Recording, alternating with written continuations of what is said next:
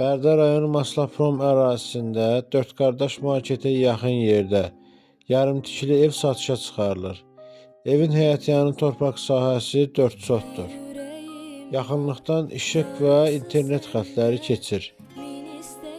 Sənəd kupçadır. Satış qiyməti 18.000 manat təşkil edir.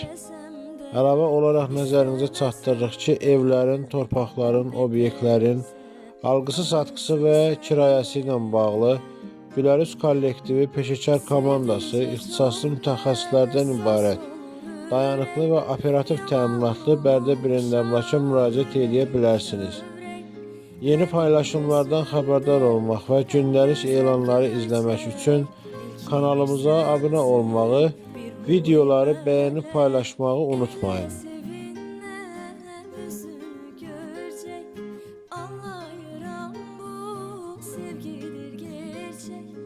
Eşkimiz şirin, bal kimi desek, sevgim bir çiçek, kalbim bir petek.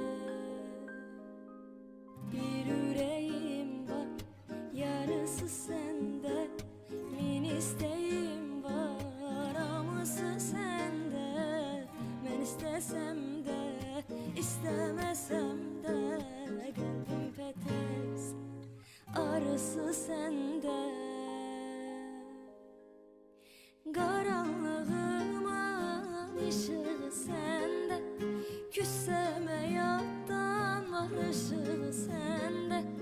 Hayat güzeldir, sevip sevende, o güzelliğin yaraşığı sende. Bir yüreğim var, yarısı sende, min isteğim var, hamısı sende. Ben istesem de, istemesem de, kalbim petekse, arısı sende.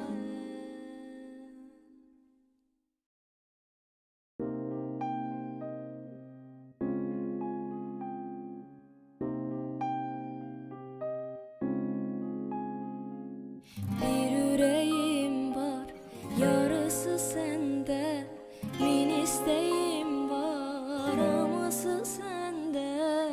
Ben istesem de, istemesem de, kalbim petekse, arısı sende.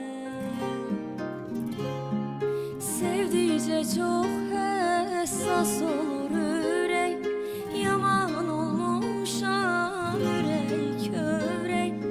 Benim gözümde en güzel göçek, belki bir sen